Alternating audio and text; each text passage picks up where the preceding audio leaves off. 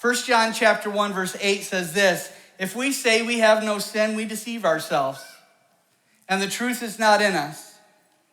But if we confess our sin, he's faithful and just to forgive us our sin and to cleanse us from all unrighteousness. If we say we haven't sinned, we make him a liar, and his word is not in us. A couple things about this. One, hiding my sin destroys my confidence. When I hide my sin, it destroys my confidence.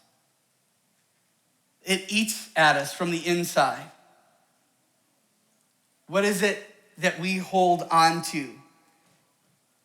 People tend to think about their sin that as long as I'm better than other people, as long as I can look around and see that other people are not doing as well as I am when it comes to sin, then I'm okay. But that's not the truth. Comparison causes confusion. All sin separates us from God. But here's the solution. Agreeing with God makes things right. Everyone say agreeing. That word confess, that's what it means. It means to agree. It means to say the same thing. So if Billy were to say, I need to be home by 3:30, but his heart was saying, I want to play basketball, he's not trusting what his parents are saying. Agreeing with God is when I say, okay, God, whatever you say, that's what I say. Whatever you say is good, that's what I say is good. Whatever you say is sin, that's what I say is sin. That's what confession is. Confession is not, yep, I told a lie. Confession is, I told a lie, and lies are wrong, and lies hurt. Confession requires trust in God. When we lived in Michigan, we had a friend who decided that they want to pay for us to have a cleaner come to our house a couple times a month. That was very nice. It was very thoughtful. We didn't have to do anything. We didn't have to pay for it. But what we did have to do is we had to call the company and say, hey, this day will work for us. Can we schedule a time for them to come and make the appointment? That's all we had to do. All we had to do was agree with our friend, and we were able to have our house clean. That's what John is saying here about Jesus.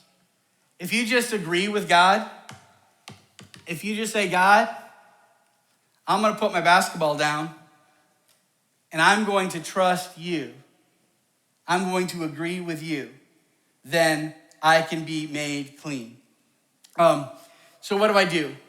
What do I do? How do I respond to all this? There's 4 things. The first is discover the truth about Jesus. That's how it begins. John is talking about Jesus and who Jesus really is. We need to discover the truth about Jesus. There are 4 gospels, they're called. Matthew, Mark, Luke, and John are in the New Testament. It's 4 different written accounts of the life of Jesus. That's a great place to start when it comes to discovering the truth about Jesus, if you don't know much about him.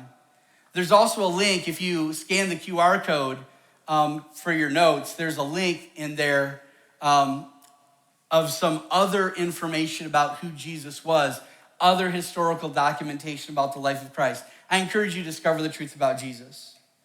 The second thing we need to do is uncover the truth about ourselves. If we say we're okay without Jesus, we're not okay. We need to be aware of that. What are you trying to hide from God? God sees everything. Are you okay with sin that maybe you think is okay, but God says is not okay? We need to be honest with God about that. The third thing is receive forgiveness. Everyone say receive forgiveness. It's not something we earn. It's not something we get because we do something. It's something that happens when we allow God to do it for us, to forgive us. We receive forgiveness just by calling out to God. Let me give you a sample prayer that you could pray to God to receive his forgiveness. Jesus, your way is life. My selfish sin leads to death. Only you have the power to forgive because you shed your blood when you died on the cross. Make me clean. Only you can do that. When I trust Jesus, I'm forgiven.